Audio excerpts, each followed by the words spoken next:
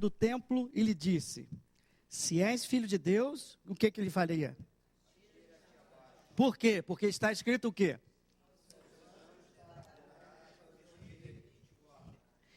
E eles te susterão nas suas mãos uma pedra.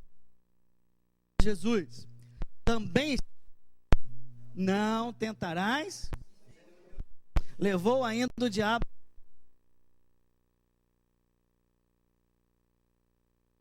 eles e lhe disse: tudo isso te darei, se prostrado. Então Jesus lhe ordenou o quê? Por quê? Ao Senhor teu Deus e só a Ele. Com isso o deixou o diabo. Eis que vieram anjos e o serviram. Glória a Deus, louvado seja o nome do Senhor e a palavra do Senhor. Semana passada, entendemos que Mateus tinha mostrado o nascimento, algumas profecias se cumprindo, esse é o Messias. Semana passada vimos que Mateus deu um pulo de 30 anos, mais ou menos, cerca de 30 anos, e começou a mostrar a preparação do ministério de Jesus. Ele ainda não está exercendo o ministério, está sendo preparado para o ministério, como todos nós. Todo mundo que tem um chamado, que tem um ministério, tem um serviço na casa de Deus, tem um período de preparação. A preparação de Jesus, o período de preparação tem 3 grandes fases, 3 grandes fatos. Primeiro, o envio do precursor, que estava escrito que viria um que viria diante deles para anunciar, para acertar o caminho, preparar o caminho para o Senhor. Mais uma profecia que se cumpre. E Mateus chama a atenção, porque nós já vimos que o propósito de Mateus qual é? Carlão, fala. Fala, Carlão. Provar aos judeus que Jesus é o Messias. Então, toda vez que tiver uma referência bíblica, ele procura trazer e avisar. Então, a primeira coisa, vem aí o precursor. E ele diz, o precursor é João Batista. E nós estudamos a pregação de João Batista e o jeito de João Batista. O jeito dele era esquisito. Se vestia mal, mesmo sendo filho de sacerdote, se vestia muito mal. E nós aprendemos aqui que uma lição boa aqui, que você precisa olhar não para a aparência do pregador, mas você precisa olhar para a mensagem do pregador. Existem pregadores bonitos, falando bonito, mas cuja mensagem é heresia, não serve para nada.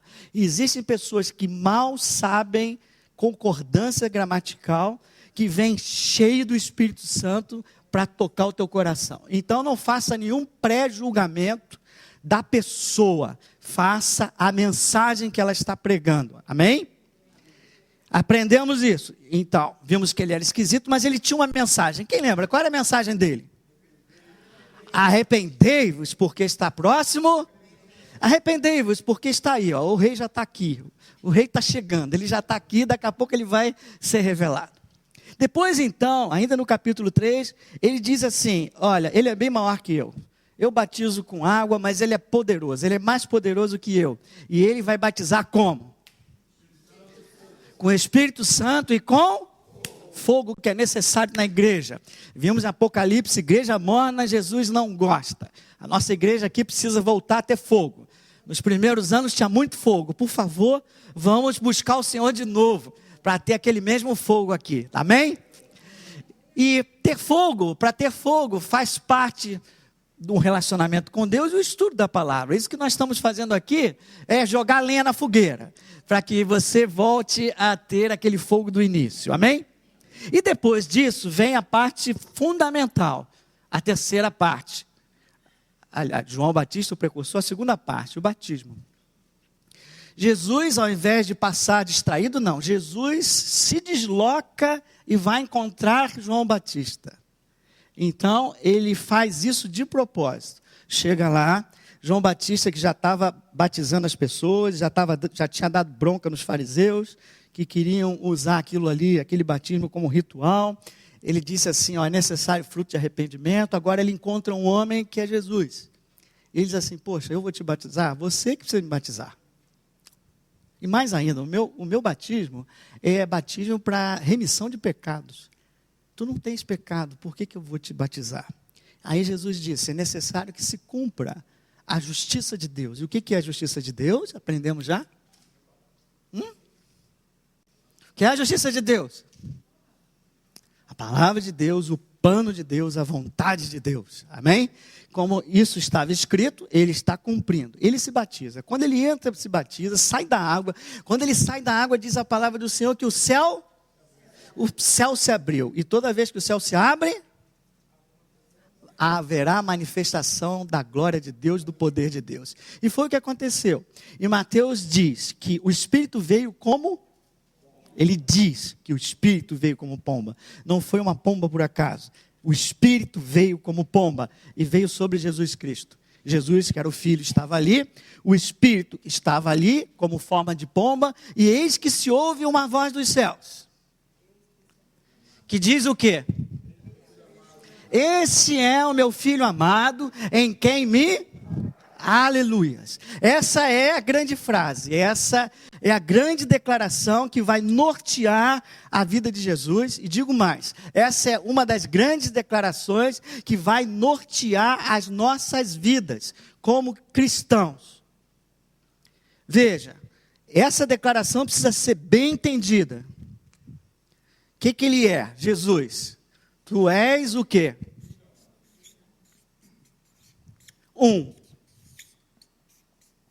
Filho amado.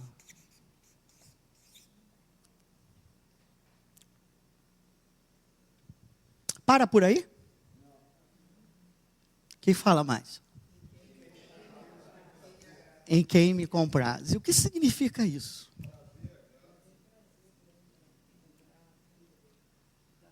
Está faltando alguma coisa. Você, quando Jesus ouviu isso, Jesus conhece as Escrituras como ninguém.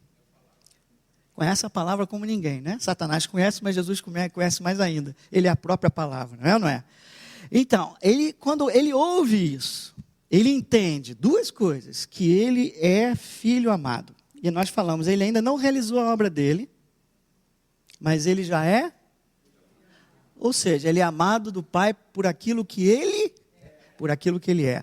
Mas mais do que isso, ele diz, em quem me comprazo. Quando ele fala isso aí, ele está fazendo uma segunda declaração sobre Jesus. Leia comigo Isaías 42, 1. Leia comigo? Não, leia sozinho. Alguém que tem uma voz linda aí. Está seguindo aí? Ninguém está lendo lá, está lendo na apostila, mas é bom que... Eis aqui o meu servo, a quem sustento, o meu escolhido, em quem a minha alma se compraz. Pus sobre ele o meu espírito, e ele promulgará o direito para os gentios. Eis aqui o meu servo, em quem me... Jesus sabia que o ministério dele era um ministério de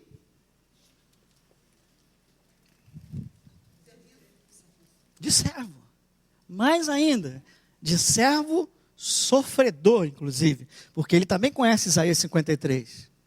Então, esse me comprazo é a referência do 42:1. Esse é o meu filho amado e o meu servo, em quem me...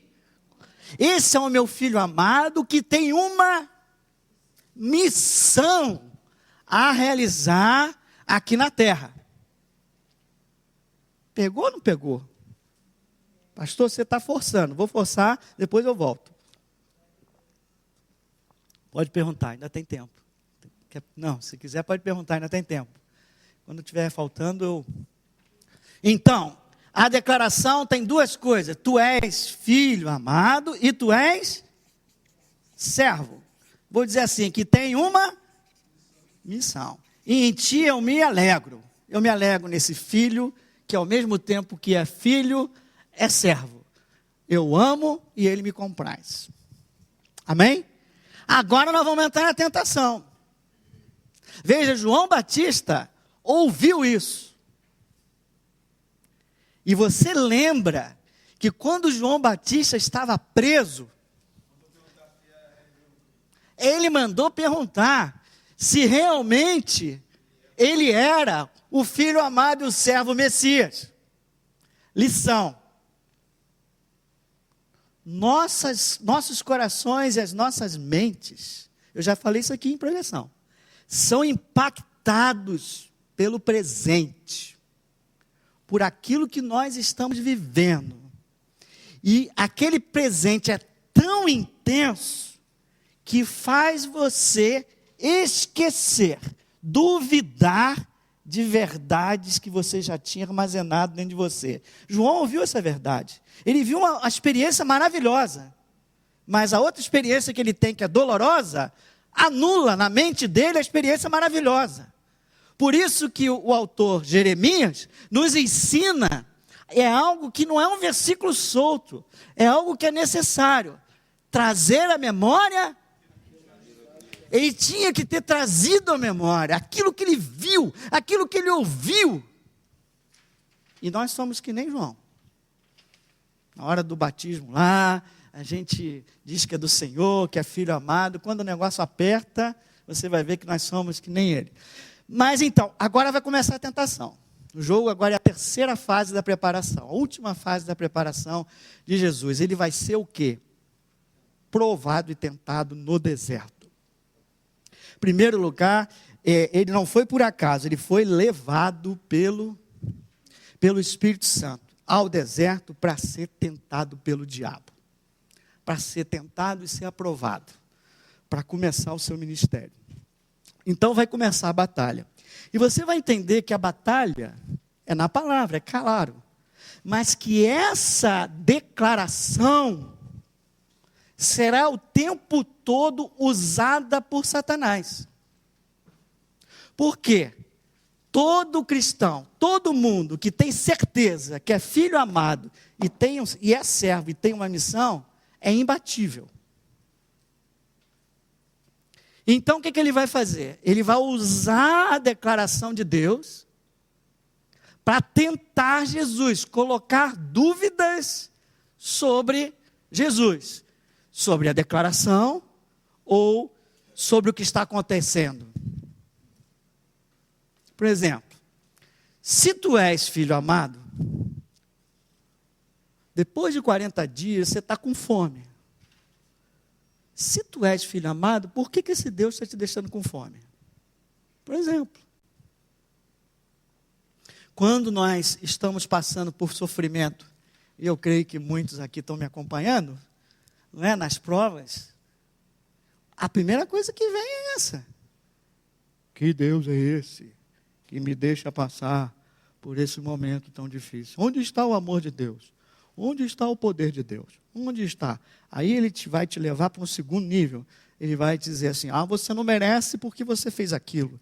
Então hoje você não é mais digno do poder de Deus, do amor de Deus. Ou seja, ele estará sempre questionando essas duas verdades, em Jesus e em nós. Primeiro então, vamos preparar a primeira? Depois de jejuar 40 dias e 40 noites, o que aconteceu? Ele teve? Bom, isso aí está aqui claramente para a gente lembrar que Jesus também é homem, humano, de carne e osso, tem fome. E ele estava aqui numa condição, então, muito fraca, muito vulnerável em relação a Satanás. Toda vez que nós estamos em posição fraca e vulnerável, pode crer que Satanás vai entrar para te tentar. Quer ver quando eu estou em posição fraca e vulnerável? Quando eu me isolo dos irmãos. Eu me coloco em posição vulnerável. E ele vai começar a usar minha mente, atacar minha mente, usar as circunstâncias. Daqui a pouco eu estou isolado, aí eu digo, meus irmãos não gostam de mim. Ninguém me gosta naquela igreja. Eu chego lá e ninguém fala comigo. Ou então eu passo, ninguém fala. Começa um monte de coisa para te afastar. Toda vez que você está em posição vulnerável, então, por favor, não se coloque em posição vulnerável. Jesus é Jesus.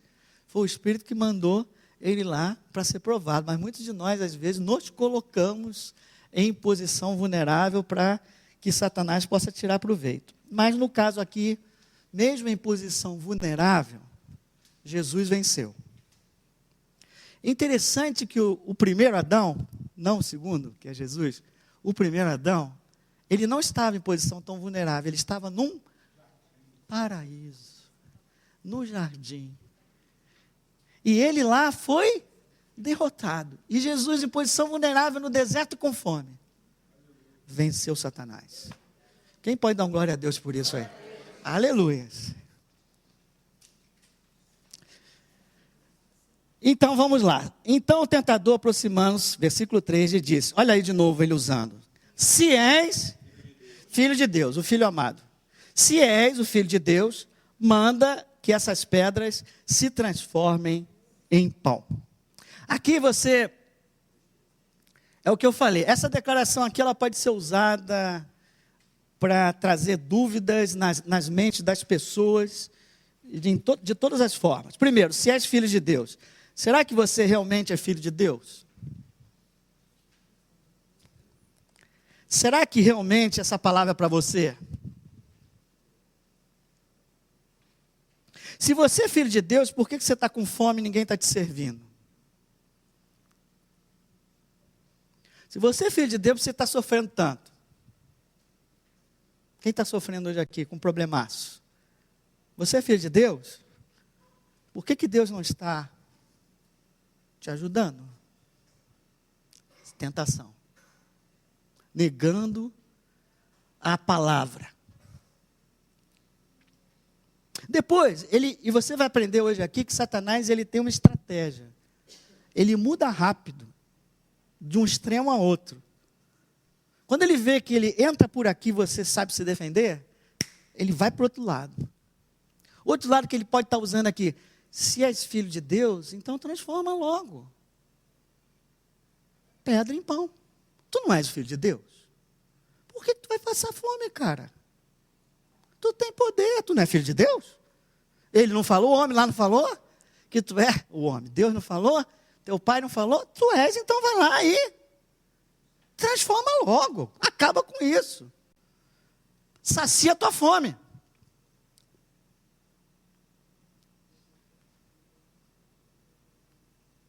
Veja, que agora ele pulou para cá. Primeiro ele questiona se você é filho amado.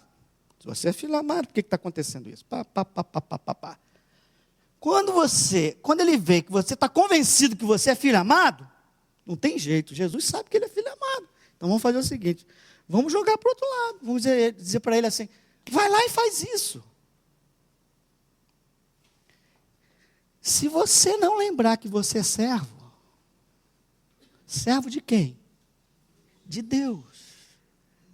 Você vai tentar saciar a tua fome em desobediência. Mas se você lembrar que você é servo, você não vai saciar a tua fome em desobediência, porque o servo não desobedece.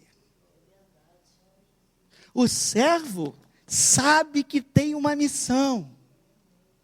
Se Jesus transforma esse pão, essa pedra em pão, ele desobedece a Deus, e a partir dali, ele não pode subir mais naquela cruz por nós.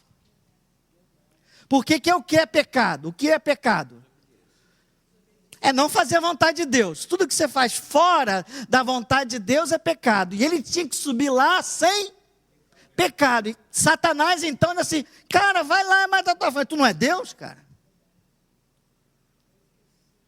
E veja que isso se repete ao longo da caminhada de Jesus. Tem um momento que Pedro diz, Mateus 16, se eu não me engano, precisa abrir. Mateus diz a ele, tu és o filho, tu és o Cristo. E logo depois, quando ele diz assim, eu vou ter que passar por isso, passar por aquilo, ele diz, não passa não, Jesus. Aí Jesus vai e dá uma, cala a boca, Satanás. Por quê? Estava querendo evitar que ele subisse na cruz. Mas Jesus sabe que ele é servo e tem uma missão e tem um chamado. E ele não pode ouvir a voz de Satanás.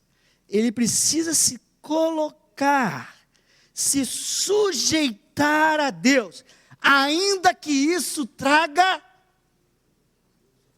sofrimento. Aí começa o evangélico a ficar meio complicado para alguns de nós, não é? Porque a gente não ouve isso. A declaração tem dois lados. Tu és filho amado, Deus te ama, sim, mas isso não te dá o direito de fazer o que você quer. Ou você é as duas coisas. Você não é irmão do Jesusão? Você não tem que ser transformado de glória em glória, o seu caráter, a sua imagem? Então, deixa eu ver aqui o que eu escrevi sobre a primeira tentação, que eu nem me lembro mais. Vamos lá. Como é que começa aqui a preocupação? Eu pulei uma coisa interessante. Antes da primeira tentação, eu falei do Adão, mas esqueci de falar do deserto e de Israel. Você vai ver que as respostas de Jesus, elas são baseadas em Deuteronômio. Deuteronômio 6-8, capítulo 6-8. O que é Deuteronômio? É chamado o livro da segunda lei. Quando Moisés vai falar de novo a lei para o povo que está onde? O povo que está no deserto, o povo que também foi levado pelo Espírito ao deserto. Eles passaram pelo Mar Vermelho e foram levados pelo Espírito ao deserto. Jesus passou pelas águas, batismo, e foi levado pelo Espírito ao deserto. E eles foram levados para aprender a dependência de Deus, aprender que Deus é o Deus da provisão. Só que eles não aprenderam e eles falharam. E Jesus não. E Jesus aprendeu e não falhou. Então há um paralelismo entre o filho Israel, povo de Deus, Israel, que era chamado filho também, e esse novo filho Jesus. Há um paralelismo sempre da tentação que eles sofreram no deserto e que Jesus sofre aqui. Então Jesus sempre vai, nas suas respostas, trazer fatos de Deuteronômio 6 e 8. Para responder Satanás. Uma dúvida aí? As carinhas ficaram meias. Está aí então, da página 2, o primeiro e o segundo slide falam sobre isso. Depois já falei, na página 3, já falei da primeira tentação. Resumo da primeira tentação, 3:1. Resumo. Satanás está querendo dizer na primeira instância, ou você não é filho, ou o pai não se importa contigo. 3, slide 1. Ou você, lá no resumo, lá embaixo, ou você não é filho, ou o pai não se importa contigo. Isso ele repete a vida toda com a gente. Tá bom? E depois ele pede para transformar pedra em pão. Notar que ele não disse, ore a Deus, ao Pai, e transforme em pedra em pão. Vai e faz isso. Ou seja, vai de forma independente de Deus, tá? Mostra que tu és filho e faça isso. Só que Jesus não precisa mostrar a ninguém que ele é filho. Ele já ouviu a declaração, ele sabe quem ele é. Tá? Então, terceiro slide. Vou só ler aqui. Satanás estava colocando em dúvida o cuidado do pai para com o filho. Estava querendo que Jesus agisse por conta própria. Terceiro, mais do que isso, queria que Jesus usasse a sua filiação de forma inconsistente com a... Está aqui, como eu expliquei ainda há pouco. Com a missão. Aí, onde é que está? ordenada por Deus. Se ele faz isso, ele não pode subir como sacrifício perfeito. Página 4. Mas Jesus sabe que foi Deus que levou ele para aquele jejum. Jesus sabe que foi levado pelo jejum pelo Espírito Santo, por Deus. Então, se ele foi levado por Deus, quem vai terminar o jejum? Jesus ou Deus? Deus. E Jesus sabe disso. Que ele não pode fazer nada da cabeça dele. Ele é totalmente dependente do Pai. Ele veio aqui manifestar, ele disse assim: o meu alimento é fazer o quê? A vontade do Pai. Então ele sabe exatamente o que ele precisa, é fazer o que o Pai quer. E se o Pai me deixou aqui, confesso que estou com fome. Confesso que não estou aguentando mais. Mas uma coisa eu sei: na hora certa, o Jeová Jireh vai chegar. Deus proverá. E eu não vou desobedecer para tentar saciar minha fome. Pelo contrário, eu vou responder a Satanás. Usou Deuteronômio. Nem só de pão viverá o homem, mas o que? Aleluia. Quando ele diz isso, ele diz: eu não vou fazer o que você quer, ainda te mando essa na tua cabeça, na tua cara, aí pá. Ele está querendo dizer, quando eu leio esse versículo, eu entendo duas coisas importantes. Primeiro, não é só o corpo que precisa ser alimentado. A alma precisa ser, quem pode dizer? A alma também precisa de alimento, quem pode dizer? Agora, tem uma coisa a mais ainda aí. Que os filhos, essa é uma lição, não devem, para não dizer não podem, gastar todo o seu tempo para ganhar o pão. Essa muitos não concordam, mas é a realidade. Veja, você precisa de dois alimentos: o alimento físico e o da alma. E o mundo te empurra numa competição maluca para você focar o teu tempo no alimento. Tem que ter. Mas você não pode priorizar isso em relação a isso. Você não pode colocar todo o teu tempo aqui. Por isso Jesus falou: buscai em primeiro lugar o reino, quer dizer, busca as coisas da alma, do espírito. Por quê? O estômago, dá uma dorzinha no estômago que você reconhece. Mas a fome da alma, nós não reconhecemos direito. E muitos preenchem, abrindo a geladeira e comendo. É, não é? Tem dia que você está comendo, não sabe por quê. Come e não adianta. E você volta e come. A ansiedade, alguma coisa está faltando aonde? Na alma, no espírito. Outros vão procurar na droga, outros vão procurar no sexo desenfreado. Cada um vai procurar num lugar. E Jesus está dizendo aqui, quando diz: não só de pão viverá o homem, mas da palavra que sai da boca do Senhor. Aqui, ó. Onde é que está isso escrito? No versículo 4. E se você notar aqui embaixo, na referência da minha Bíblia, diz assim: Deuteronômio 8:3, como eu falei. Isso já tinha sido dito em Deuteronômio 8:3. Veja que o povo de Israel estava no deserto e lá tinha alimento. E Deus supriu a necessidade do povo. Como? Com maná. Pela palavra diz: vai cair maná. E caiu maná.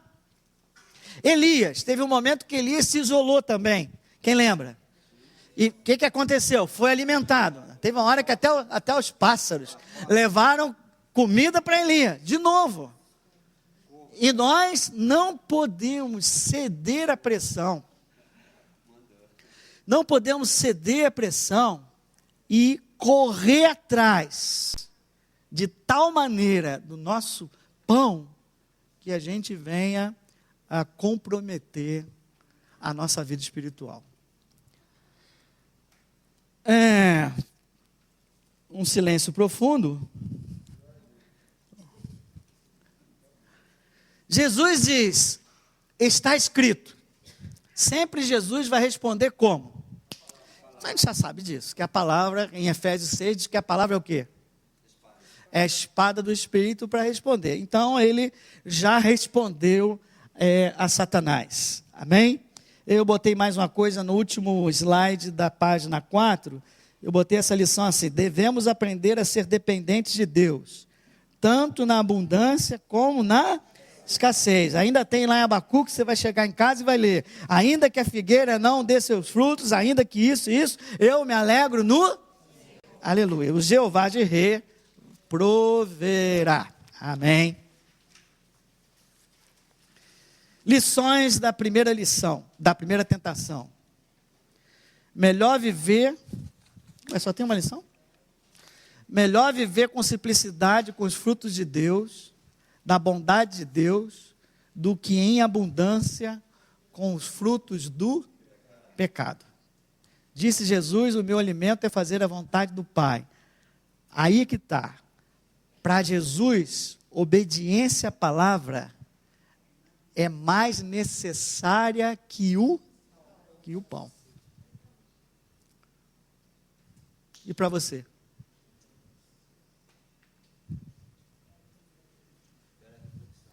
Cara, eu estou pensando naquela almoço que vai ter lá amanhã. Coisa gostosa. E esse curso tem também esse propósito de dar a você o gostinho desse alimento da tua alma. Não começar a estudar porque o pastor está insistindo que você tem que estudar. Não. É você se alegrar quando começar a estudar e ver Deus falando contigo, revelando a palavra, você tentando aplicar a palavra, e Deus respondendo, e Deus suprindo as tuas necessidades, no momento que você já não sabia de onde ia tirar a provisão. Quem já teve essa experiência? Você não sabe de onde vai vir e Deus dá. Só a Beth, só o Carlão. Agora sim, muitos tiveram. Então, Jeová Jireh continua vivo, amém? Ele continua vivo. Podemos ir então para a segunda tentação. A segunda tentação é maravilhosa. Olha Satanás saindo do extremo para o outro. Transforma a pedra em pão. Jesus, está escrito. O negócio é a palavra, nem só de pão viverá a palavra. É isso? Mas da palavra. O negócio é com a palavra, então segura a palavra aí, Jesus, que eu vou mandar a palavra para você. Entendeu? Jesus falou, o negócio está escrito. Tá, nem só de pão viverá o homem, mas da palavra. Então você vive da palavra, Jesus? É? Se você vive da palavra, então escuta o que eu vou falar. Levou ele num lugar bem alto, né? No pináculo lá do templo, lá.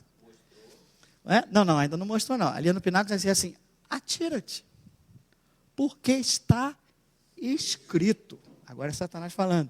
Porque está escrito que você vai se jogar daí e os anjos do Senhor...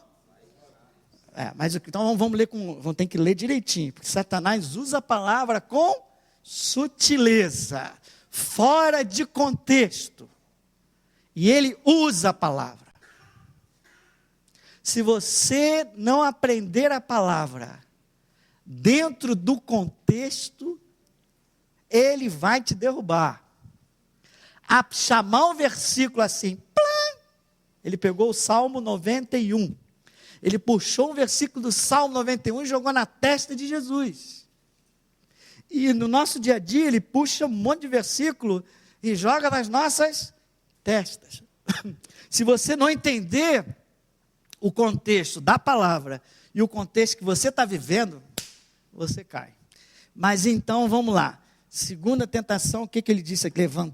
Levou... onde é que está, irmãos? Isso aí é a segunda tentação. É o 5, né? Levou... 5 ele levou, então o diabo levou a cidade santa, colocou ele lá no pináculo do templo. Ele disse, se és filho de Deus, atira-te, porque está escrito, Jesus. Agora vamos lá, a regra é essa? Está escrito. E aos seus anjos ordenará a teu respeito que te guardem. Eles te sustentarão nas suas mãos, para não tropeçares em alguma pedra. Veja, página 5, slide 2. Jesus disse que viveria pela palavra, então Satanás vai usar a palavra contra Jesus. Pegou o 91:11 e usou de forma sutil, fora do contexto e incompleta. Ele suprimiu o finzinho do versículo 11. Pegou o que interessava e jogou. E ele falou assim, se você estava querendo dizer o seguinte, se você vive pela palavra, então usa a palavra. Experimenta o poder de Deus para te salvar. É isso que ele está falando para Jesus. E a questão é, será que Jesus vai confiará na palavra sem experimentar, no cuidado de Deus sem experimentar? Desde que Deus prometeu preservá-lo do perigo, é certo criar um perigo para você ver realmente que Deus falar como disse? Esse é o ponto. Se Deus diz na palavra dele que vai te proteger do perigo, como estava lá no Salmo 91, isso te dá o direito de criar o perigo para que ele realmente venha e haja em seu favor? Então veja como Satanás ele é sutil. Ele usou a verdade. Se você cair do prédio lá no 10º andar, se não está na hora, Deus vai mandar, eu creio. Deus vai mandar os anjos lá e vai acontecer um milagre. Agora, se você se jogar, é muito provável que você se esborrache. É muito provável, 99% de chance, de você se esborrachar totalmente, os anjos. Se você andar a 100, 110, né? Todo mundo ri de mim que eu ando muito devagar, viu, Paulinho? Todo mundo ri de mim que eu ando muito devagar. Como diz o pastor, o anjo só vai até 120 contigo. A partir dali é problema teu, cara. Por quê? Porque se você come veneno todo dia, não espere que Deus vai salvar a tua vida. Você está querendo comer veneno todo dia. Isso é o quê? Isso é tentar a Deus, tá certo? Então, vamos lá. Último slide da página 5 diz assim: primeiro, Satanás escolhe um lugar de destaque. Lá em cima. Se se você aceitar Jesus, ele não falou isso, se atira daí. Olha que coisa legal, Jesus. Tu vai se atirar em plena Jerusalém, os anjos vão vir, vão te segurar, vão te botar ali, vão olhar para você, cara, não vão ver um arranhão, e vão dizer, verdadeiramente, esse é um enviado de Deus, e vai facilitar totalmente a tua missão. Você não vai precisar nem subir naquela cruz, porque já vão estar convencidos. Mas Jesus sabe que Ele é, e Ele tem missão de quem? De Deus. E fazer de que jeito? Do jeito de Deus, ou do jeito dos homens, ou de Satanás? Do jeito de Deus. Jesus, então, não vai entrar nessa do maligno, não. Página 6. A resposta de Jesus. De novo vai usar Deuteronômio. Não tentarás o Senhor teu Deus. E eu adicionei uma frase aqui. A confiança verdadeira aceita a palavra de Deus e não necessita testá-la. Essa frase é quase perfeita.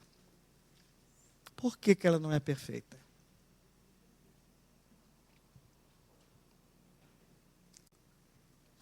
Eu estou dizendo que não é preciso testar, mas Deus tem um momento que Ele diz, pode testar. Qual é esse momento? Do dízimo. Por quê? Porque o Deus que se opõe ao nosso Deus é o Deus do dinheiro, o Deus do poder desse mundo. Mamon. Então, Ele diz, tudo bem, você está com a cabeça tão enrolada que eu vou abrir mão. Provai-me nisso. E você vai ver como eu vou suprir de novo a tua necessidade? Confia na minha palavra. Ensinando ao povo dele que ele é Jeová Jireh. A lição que o povo de Israel não aprendeu no deserto, apesar de ver o maná, apesar de ver água na rocha, muitos de nós não aprendemos também, apesar de ver os milagres. E Deus fala, testa que você vai ver, cara. Seja generoso e você vai ver. A lição da generosidade, muitos de nós ainda não pegou. Não pegou. Porque às vezes até você dá o dízimo por obrigação, como um seguro contra tempestades na tua vida financeira. É muito mais do que isso, irmão. Jesus é dando que se recebe, não é? Melhor dar do que receber. Se você está dando na direção do Senhor, Deus está se agradando. Ele que provê todo o dinheiro que você tem, você acha que é teu? Foi Ele que te deu. Esse trabalho maravilhoso, foi Ele que te deu. E a gente perde um pouco, tá certo? Perde ou não perde? Perde não, pastor. Tá bom. Segundo slide da página 6. Lições da segunda tentação. Primeiro, o poder de Satanás é limitado. Pô, isso é legal pra caramba. Lembra que na primeira e na segunda aula, Herodes mandou os guardas matar os meninos? E não conseguiu matar os menininhos lá? Não conseguiu matar Jesus? Matou os meninos, mas conseguiu matar Jesus. De novo aqui. Satanás está lá, ele e Jesus. Doido para destruir Jesus. Mas ele não pode matar Jesus. O poder dele é limitado. Como foi em Jó? Vai lá e faz o que tu quiseres com ele, mas não tira a vida dele. Não toca nele, não tira a vida do cara. E aqui é a mesma coisa. Tu vai lá, vai ficar você e Jesus lá, no deserto. Deve ter, não sei, devia ter anjos lá, não sei. Mas você não vai botar a mão lá dele. Ou seja, você não vai poder empurrar ele lá de cima. Você não vai poder, ele vai estar lá em cima do pináculo, você não vai poder empurrar ele. Mesmo porque, se ele empurrasse, o que ia acontecer? Os anjos iam segurar também. Mas aí ia ter um espetáculo, ia ter um circo. Guarda isso. O poder de Deus não é para circo. Não é. O poder de Deus não é para circo. E Satanás gosta de um circo. Tu vê quando ele manifesta num culto, como ele... Não, Deus não. Deus não precisa demonstrar nada. Deus age, o seu poder, ele age por compaixão, ele age por misericórdia e para a glória do Pai, não da glória do Filho, que todo mundo ia achar, é para a glória do Pai. Naquele momento ali, todo mundo achava, olha que lindo, circo maravilhoso. Não, Jesus sempre jogava a glória para onde? Para Pai. Ele, guarda isso, o poder de Deus é para alívio dos necessitados e para a glória de Deus. É para isso que se deve se manifestar o poder de Deus. Não para circo. Isso não tem aqui, né? Diga.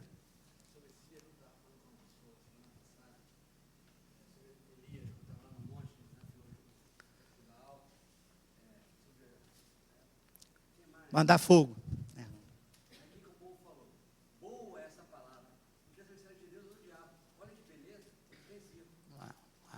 E ali ele precisava demonstrar que Deus, ali foi um chamado de Deus para ele, né? Que ele estava dizendo, vocês têm que decidir a vida de vocês, têm que sair de cima do muro. Você vai para lá ou você vem para cá. E ali, então, Deus usou ele, né? Usou o profeta para mostrar.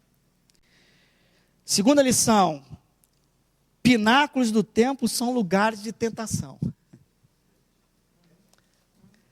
Lugares de destaque na igreja são lugares de tentação. São lugares perigosos. São lugares perigosos. Satanás te deixa, às vezes, chegar em lugares altos, para depois te dar um toquinho e te derrubar. Deus faz exatamente o contrário. Deus te joga para baixo, para depois te levantar verdadeiramente e eternamente. Então, você que, poxa, é muito usado, lugar de destaque, pessoa que tem dons, Tem que tomar um pouco de cuidado. Não que você não deva ter os teus dons. Claro, Deus te deu. É para usar, irmão, não é para enterrar, não. Mas tenha um certo cuidado. Porque ele está doido para, opa, esse cara aí. Porque quando ele pega um que está lá em cima, ele leva uma legião de pessoas com ele. Lembra quando o Caio Fábio... Que ministério maravilhoso, lembra do Caio Fábio? Maravilhoso. Naquela época. E hoje ele não é o mesmo, é? Não é. Então, ele foi... E olha só, por favor, orem por nós, pastores. Porque... Só a graça. Então, procurar se manter humilde e dependente de Deus. Você não tem nenhum dom, é teu, te pertence. Deus ele colocou na tua mão. E aí eu botei, o inimigo leva a pessoa para depois derrubar. E Deus faz o contrário, leva a pessoa para baixo para depois exaltar. Terceira, página 7. Deus promete proteção quando nós andamos em seus caminhos. E quando eu não estou nos caminhos de Deus, nada posso afirmar. Eu não vou dizer que ele vai guardar ou que ele não vai guardar. Quem sou eu? Agora, a promessa que está dizendo é o seguinte, inclusive no Salmo 91 estava falando para um homem de Deus, que estava andando nos caminhos de Deus. Para esse homem, Deus prometeu aquilo tudo. Se você deliberadamente tentar a Deus, obrigando que Ele haja de alguma forma, você já está fora do caminho de Deus. Fazer um joguinho aqui com Deus, vou manipular Deus aqui.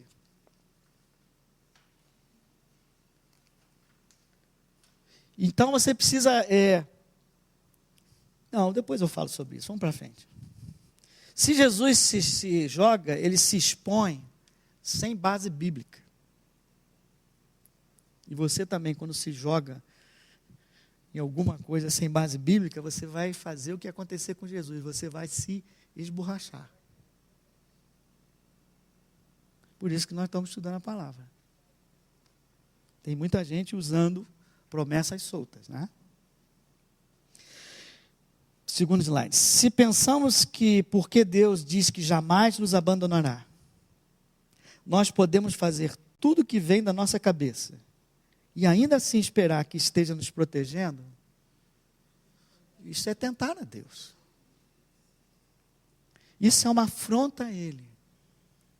Porque o que Ele merece é honra e louvor. Não que você fique exigindo que Ele haja da forma que você jogou Ele contra a parede. A palavra nos ensina a confiar e não a tentar a Deus. Podemos ir na terceira tentação? Alguma dúvida sobre a segunda e a primeira? Terceira tentação. Cuidado onde você fixa os olhos. Agora é a concupiscência dos olhos. Lembra da nossa amiga Evinha? O que Satanás fez com ela? Botou ali, olha que coisa ali, olha que fruto maravilhoso. Olha que árvore maravilhosa. Cuidado com onde você fixa os olhos. Eu estou fixando na minha mulher, que chegou com um negócio desse tamanho. Em vez de estar ouvindo a aula, ela está me distraindo. A primeira tentação, Eva, despertar atenção em algo que vem. O inimigo sempre faz isso. Bota teus olhos em uma coisa agradável do mundo. Para você, primeiro, ele te faz sentir privado, em privação de alguma coisa, faltando alguma coisa, e depois ele te oferece alguma coisa linda que não é legítima para você desobedecer. É assim na hora do adultério. Quando o casal não está bem, não é? O homem, por exemplo, pode ser a mulher. O homem se sente privado, vai aparecer uma mulher linda, que vai dar mole para ele. Vai dar mole ou não vai dar mole? Vai dar mole para ele. Aí ele vai se sentir o cara. E a minha mulher, ela não me dá valor. E aí devagarinho, lá vai ele. Satanás cada vez, né? Fixa os olhos aqui nessa mulher. E ele fixa.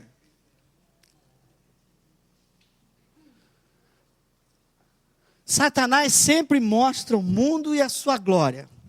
E esconde o pecado, no caso aí, ele está escondendo o pecado, a dor e a morte.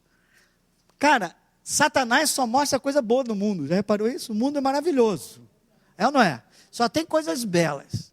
O inferno deve ser uma coisa maravilhosa. Se você mandar Satanás descrever o inferno, você vai querer ir para lá, cara. Você vai querer ir para lá. Francamente, esse negócio de céu não dá. Porque ele pega, te mostra, seus olhos, só aquilo que interessa, as coisas lindas. E esconde a dor, esconde o pecado. Esconde o que vai acontecer depois do adultério. Que vai arruinar a sua vida, a vida do casal. Ele esconde tudo isso. A terceira tentação, é importante saber que Satanás sabia que ao Messias ia ser dada autoridade, ele seria um rei. Então o que ele vai fazer aqui agora? De novo, ele vai jogar tudo que ele tem agora. Jesus está vencendo, 2-0. Agora ele diz assim, o que me resta? Eu vou jogar tudo, o que eu tenho? Ele tem um direito sobre todas as coisas do mundo naquele momento. Não é aquilo? Tinha o direito sobre coisas. Adão passou a chave para ele, deu autoridade para ele. Então ele jogou pesado com Jesus. E aí mostrou para ele o quê? A glória desse mundo, só as coisas boas.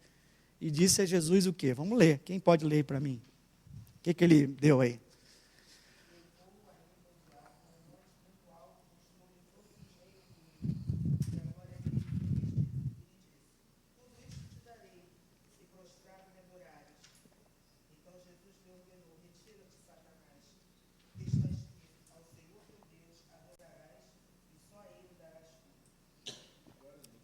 Então, olha só que coisa linda, os reinos e a glória desse mundo, Jesus. Tudo isso te darei se tu prostrares me adorares. De novo, não precisa aquele negócio de cruz, cara. Negócio de sofrer à toa, cara. Tu não vai ser o rei desse troço todo mesmo. Então vai logo, pô. Só ajoelha aqui, cara. Só dá uma olhadazinha aqui. E eu te dou tudo. Não é esse realmente a tua promessa? É um anjo bom, ele não é um anjo bom? Ele se veste de branco. Você não precisa passar por esse sofrimento, meu irmão. Afinal, Deus te ama. Você é filho amado. Sai fora dessa. Afinal de contas, o casamento é para felicidade. Se está num momento difícil, sai fora, cara. Deus perdoa. Estou falando muito de casamento, não sei porquê. Porque minha mulher está lá, entendeu? Então deve ser isso. Mas outra coisa qualquer, negócio, é uma coisa. Você não precisa passar, cara, por esse problema. Dá um jeitinho aí, cara. 10% resolve tudo. E você pega tudo, dá o dízimo dobrado para a igreja ainda, cara. O pastor vai rir a beça, vai fazer a obra lá em Botafogo. Sai fora, irmão, não entra nessa de Satanás.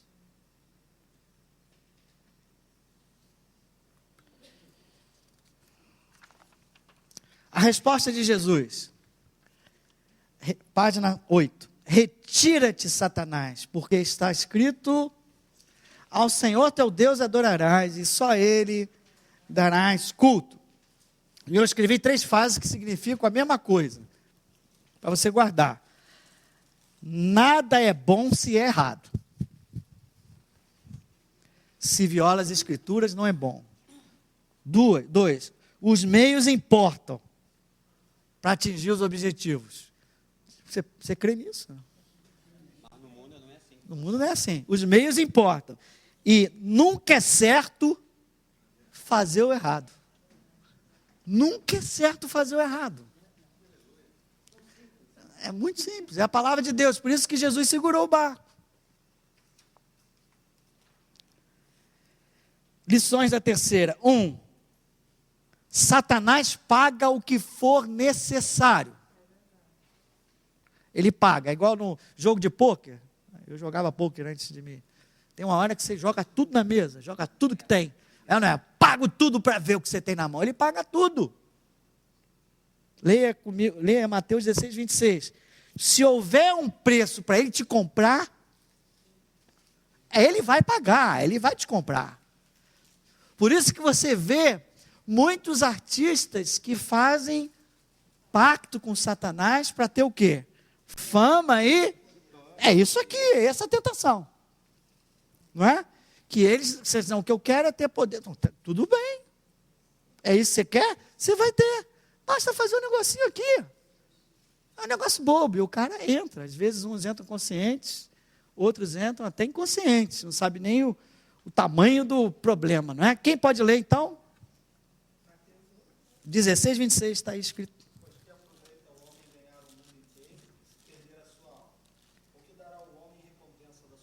O que dará o homem em troca da sua alma? Eu sei o que Satanás dá pela sua alma. Ele dá o que você quer. Jesus, está aqui, é tudo que eu tenho. Você vai ter isso tudo. Jogou pesado. As duas primeiras tentações, você precisa de sabedoria e discernimento para entender.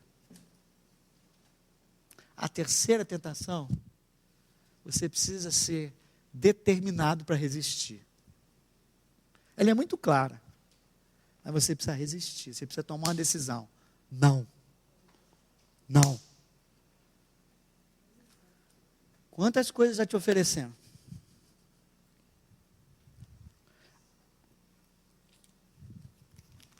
Segunda aqui, se eu não me engano, é o atalho, né? O diabo oferece atalho. Ele oferece o caminho mais fácil ao poder e à vitória. Eu até falei, pessoas fazem esse pacto pelo poder. Jesus recusa o atalho. Ele vai ganhar o reino pelo modo pelo qual o Pai tinha determinado.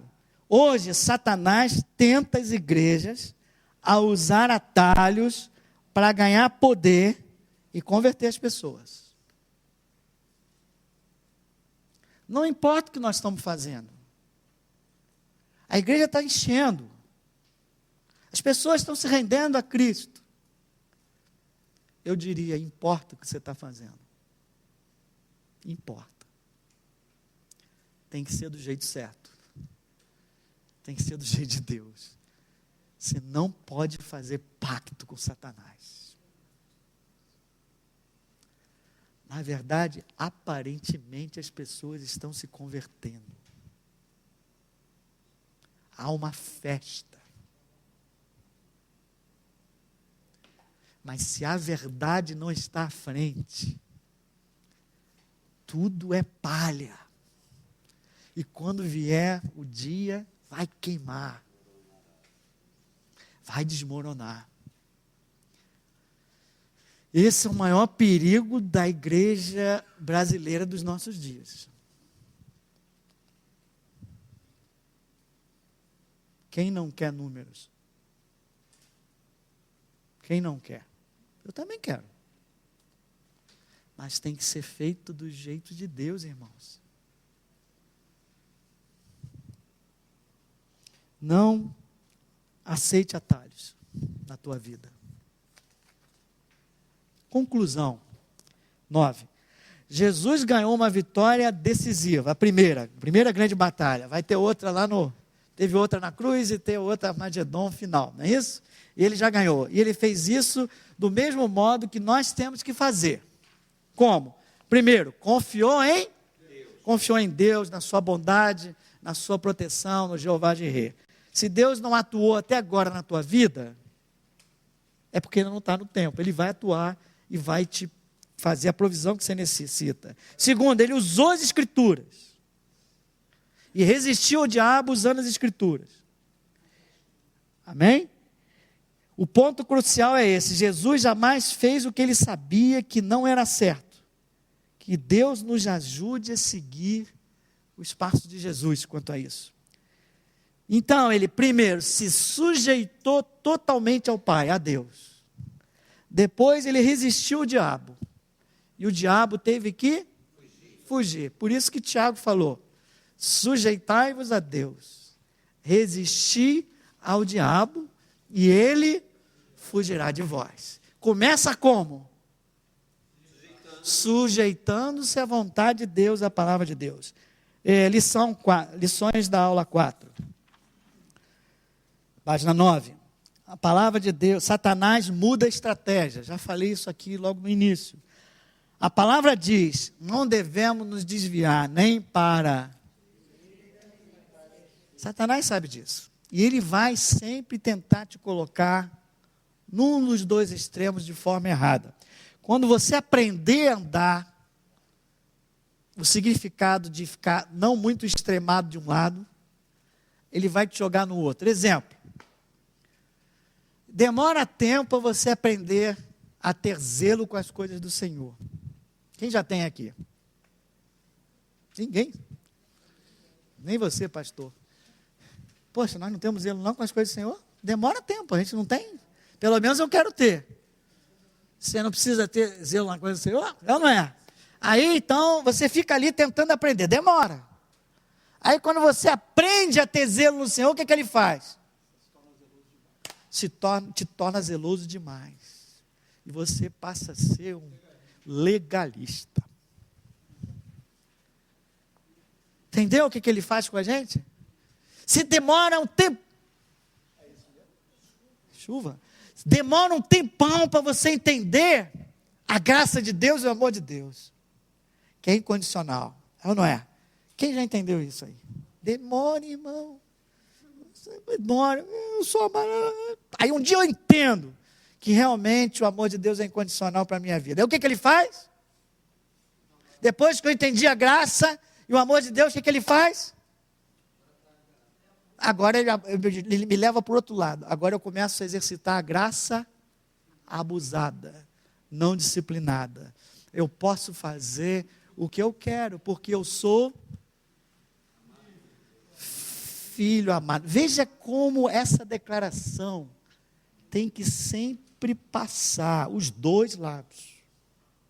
Se você é servo demais, irmão, se você exige que as pessoas da sua igreja sejam servos, que compram não sei o que, você cai no legalismo. Se você exigir falar, não, irmão, é todo mundo amado de Deus, vocês não conhecem o amor de Deus, e se não olhar esse lado, você cai nessa graça, nesse amor irresponsável. Então, essa declaração do Deus Pai, não é para a vida de Jesus só não, é para a nossa vida. É primeiro entender o amor de Deus, mas depois não se esquecer que tu és servo, que Deus tem uma missão para você, e a missão passa por obedecer à vontade dEle, e cada um tem um chamado aqui na terra, e é bom que a gente vá atrás desse chamado, amém? Já passou pelo cuidado dos extremos, então Satanás sempre muda de estratégia. 2, Satanás traz dúvidas sobre a declaração, acabei de falar isso. 3, Jesus é filho e servo. Essa foi a grande tentação de Jesus, de Satanás a Jesus, tentar ele agir por conta própria, se esquecendo que tinha uma missão que era servo. E essa será a grande tentação para aqueles que já entenderam que Deus os ama. Ok? Última página, aplicação, não penúltima, aplicação em nossas vidas. É o que eu falei, primeiro nós temos dificuldade de aceitar que somos filhos amados. 11, slide 1. Temos dificuldade de aceitar que somos filhos amados. Depois que aceitamos que somos filhos amados, temos dificuldade de aceitar que somos e que temos a nossa missão e temos a nossa, fala mais alto, por favor, e temos a nossa cruz. Quem quiser vir após mim, tome a sua cruz e segue-me. Você segue um rei cheio de amor, cheio de compaixão, cheio de poder, mas que teve que carregar a sua cruz. Então Satanás vai te tentar sempre assim, dizendo que você não é digno do amor de Deus, depois que você aprende que é amado, ele tenta tirar você do plano de Deus. Pô, como é difícil ficar focado no plano de Deus, né, irmão? Depois que você entrou no batismo, tal, já sabe que Deus te ama, aí te tira da rota. É difícil manter o foco. Ele é expert, especialista. 2, você pode fazer tudo isso, aí depois ele diz assim, já que se Deus te chamou, tu pode fazer qualquer coisa, ele entende, ele vai te perdoar, afinal ele quer que você se alegre. Isso é a tentação dele.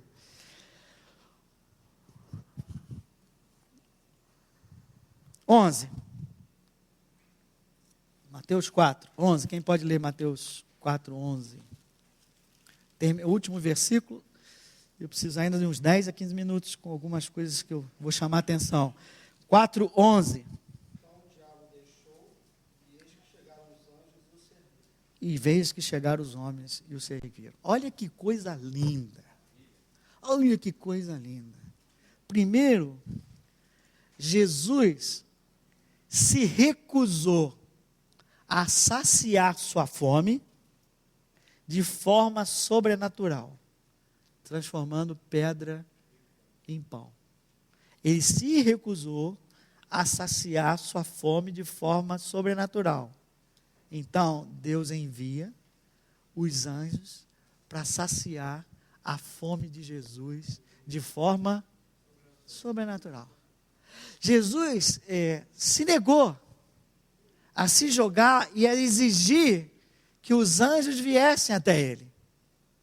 Mas depois que ele venceu a tentação, os anjos vieram até ele para o servir de forma, entre aspas, voluntária. Deus é aquele que reconhece aquilo que nós fazemos. Jesus se recusou a seguir um atalho, criar um atalho no seu ministério.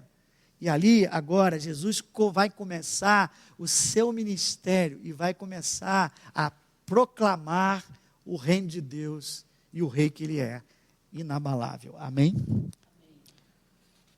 Depois, note que um anjo seria necessário para alimentar Jesus, você sabia?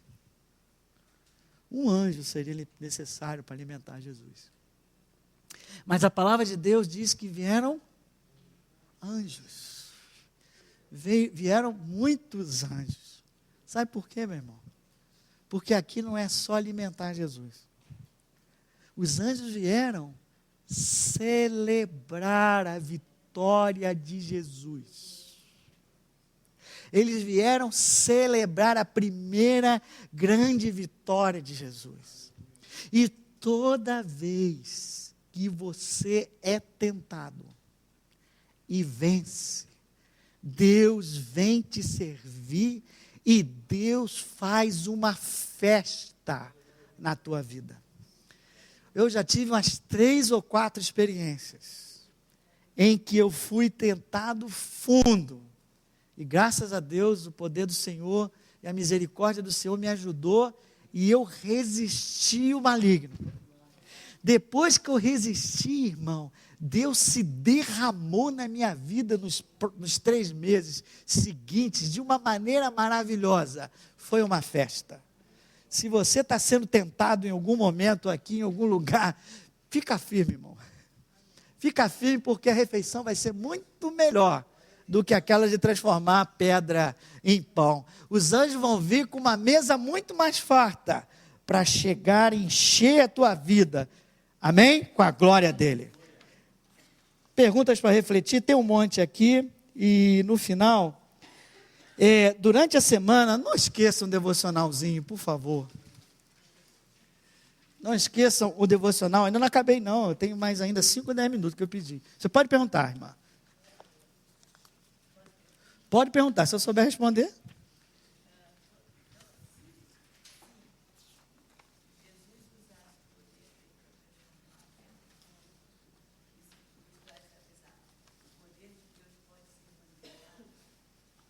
Como é que é? Se Jesus tivesse transformado pedra em pão. Se não aconteceu. Teria sido.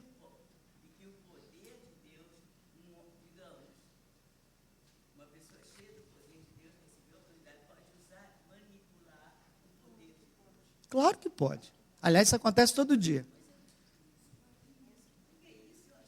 Tá bom, uma boa lição. Tá bom. Entendeu? Entendeu o que a Elvira falou? Eu acho que eu entendi. Bom, a conclusão, a pergunta dela é o seguinte, ela fez o seguinte, tá vendo? Jesus poderia ter transformado pedra em pão? Poderia. É? Ou seja, um homem como nós, podemos usar o poder de Deus para manipulação, de forma errada. Foi o que eu falei. Para o circo, para vantagem própria, benefício. Isso Jesus jamais fez e espero que a gente jamais venha a fazer. Por isso que é perigoso quem está no pináculo do templo. Quem está cheio de autoridade e cheio de poder, tem que ter uma vigilância dobrada. Quem tem muito dom e é usado, tem que ter uma vigilância dobrada, porque pode estar sendo usado metade carne, metade dom. Metade carne, metade dom. Para fazer exatamente, marionete, aquilo que ela quer fazer, ok?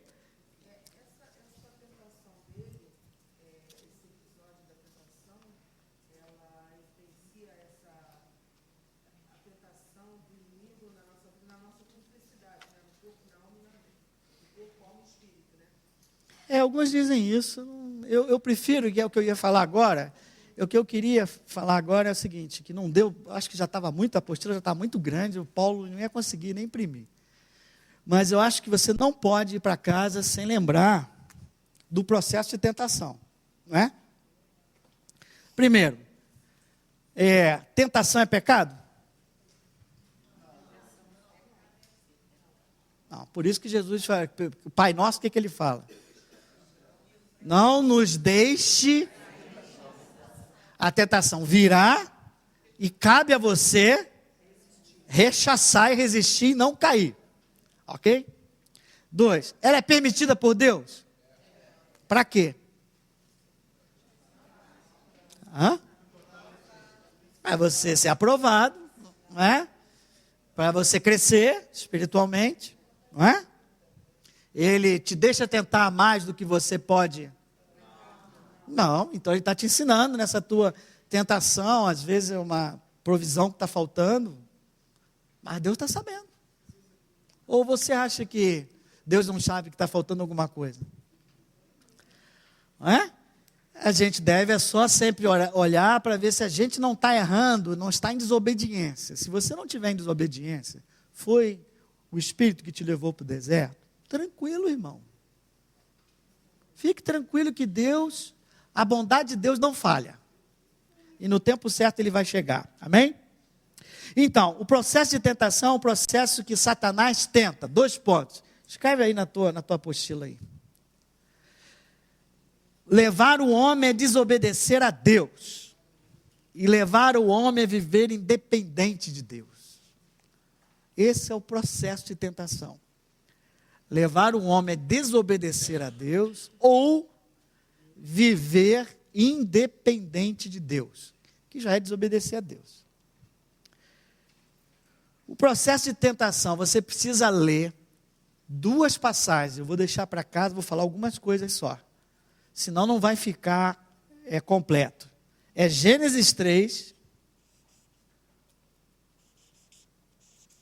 aqui é a queda do homem. Você vai entender o processo que aconteceu com Eva. Primeiro, atraiu a atenção da Eva para a única árvore que ela não podia comer. E aí não falou mais das outras. Para ela se sentir privada, não é uma boa palavra, se sentir...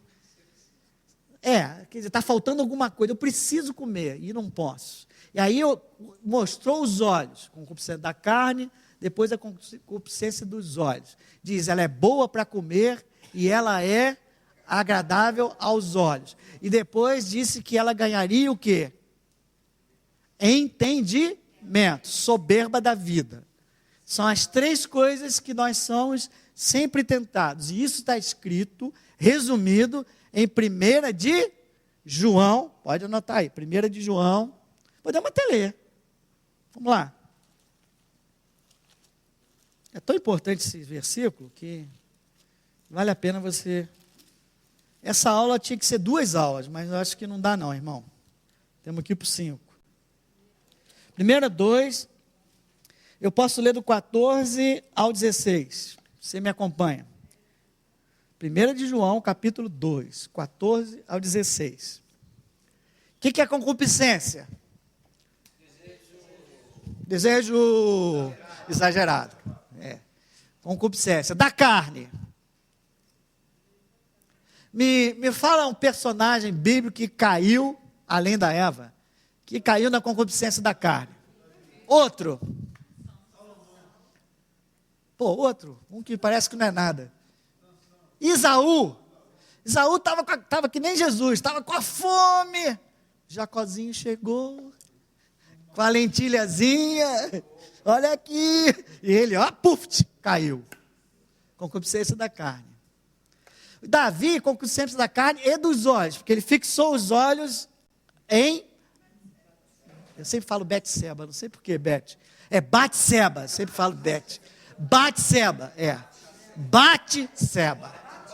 Batseba, aí eu lembro, bate. Então vamos lá, chegou todo mundo em João? Chegou todo mundo em João?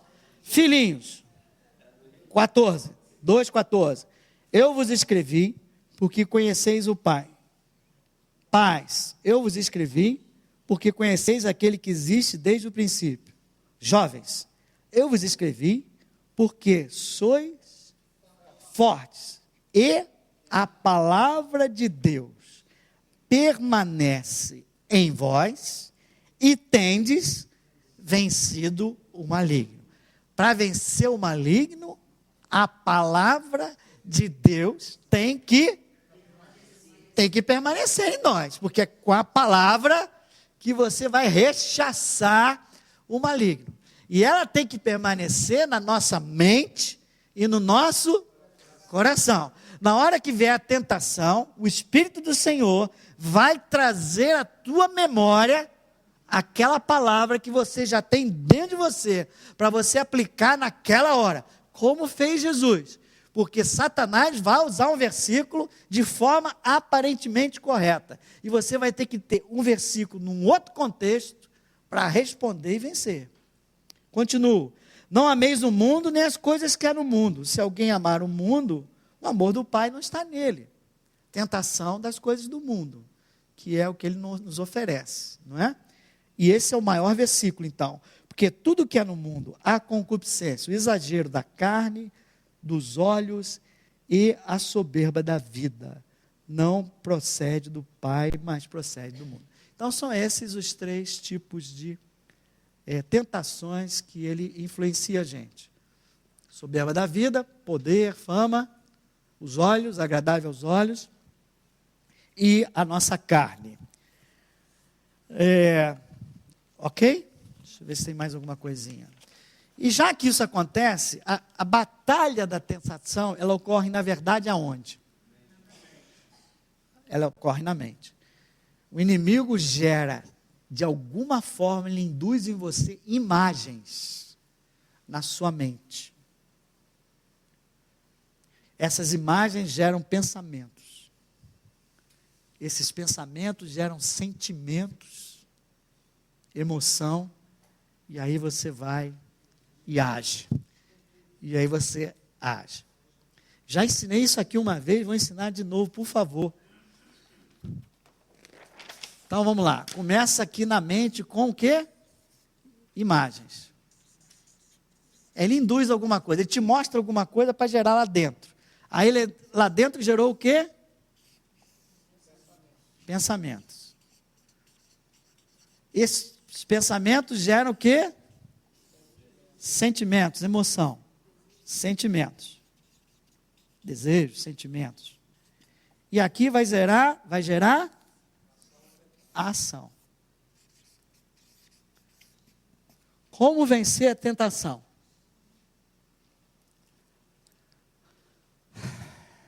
Qual é a forma mais fácil de eu vencer a tentação? Conter a imagem é impossível, porque ele é que gera. Mas, cuidado onde você fixa os seus olhos. Ponto 1.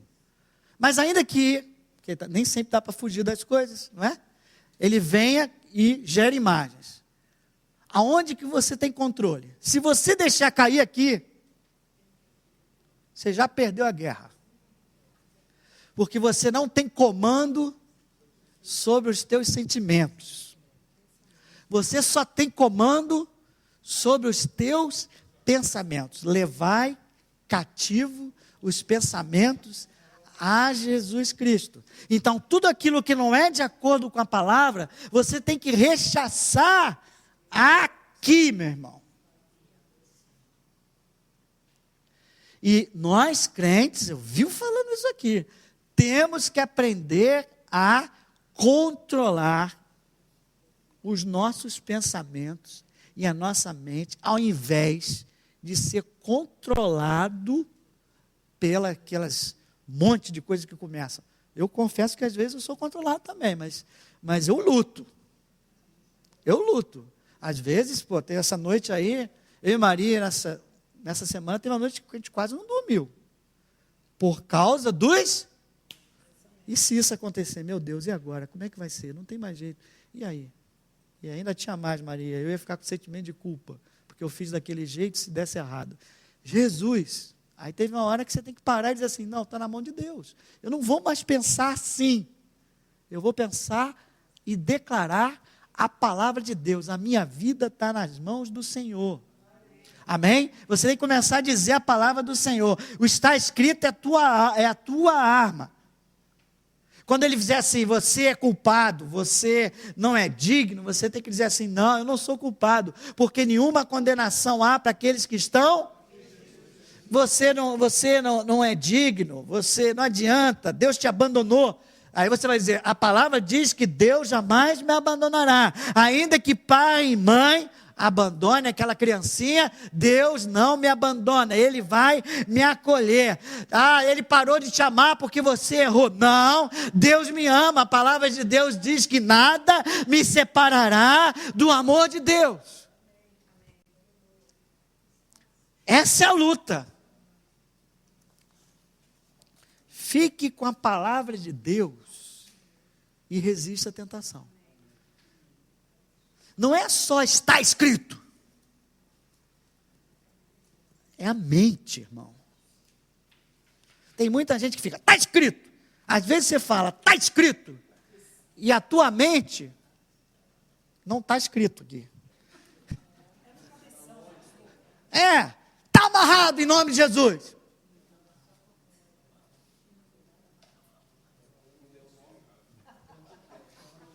Quem está amarrado? Você?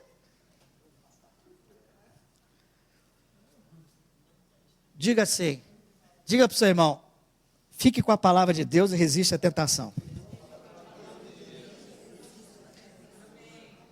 Nesse momento de tentação, que você está passando e eu, nesse momento de luta, que eu estou passando e você está passando, sabe o que você precisa?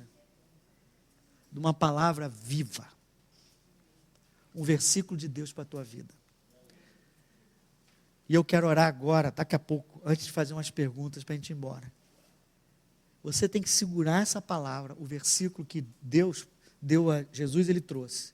Deus vai te dar um versículo para essa tua ocasião. Você vai se segurar e você vai enfrentar e perseverar esse momento de luta e tentação. E você vai vencer abraçado nesse versículo, abraçado na palavra viva no coração e na mente. Então, perguntas finais para a gente ir embora. Onde você tem fixado os teus olhos? Em que área o inimigo tem colocado desejo exagerado na tua vida? Em que área você acha que Deus não está atuando do jeito que você esperava? Tem área ali, né? Que você acha que Ele deveria atuar de outra forma. Ou a área que você está querendo desistir de obedecer a palavra de Deus. Essa é a área que você está sendo tentado. E agora eu vou orar por você. Para pedir que Deus traga um versículo, uma palavra, uma direção. Para que você, como Jesus, consiga passar, resistir. Porque Deus quer te servir com os anjos, irmão. Quer te preparar para algo novo. Para uma nova fase da tua vida. E é por isso que você está passando aí. Deus está te provando nesse deserto. Senhor, eis-nos aqui. Cada um num momento diferente no deserto que foi levado pelo teu Espírito, Senhor. Tantas coisas o inimigo tem falado às nossas mentes. O que será de mim? Como é que vai ser agora? Não tem mais jeito. Eu não vejo solução. Mas tudo isso, Senhor, não vem de Ti. Queremos então te pedir uma palavra, Senhor. Um versículo. Deus proverá. Não posso ser tentado mais. Jamais serei tentado mais do que posso suportar. Então eu conseguirei passar por essa, porque na hora certa Deus vai me dar o livramento. Dá o livramento a teus filhos. Dá a tua palavra. Palavra que ganhe vida no coração e na mente de cada um. No nome de Jesus. Amém. Vamos terminar? Vamos. Vá com essa oração para casa. Espere que durante esses 2 dias aí Deus fale com você. Você não vai ouvir talvez uma voz audível, mas você talvez tenha um versículo que bata no teu coração. Façam um devocional, irmãos. Tudo que foi falado, leiam, que alguma coisa vai tocar no coração de vocês durante essa semana. Amém? Pai, nós te louvamos por essa noite tão rica, Pai. As tuas escrituras são tão ricas, Senhor. Leva-nos em segurança agora aos nossos lares, debaixo da tua unção e proteção. Em nome de Jesus. Amém. 1, 2, 3. Glória a Deus. Até domingo, se Deus quiser. Glória a Deus.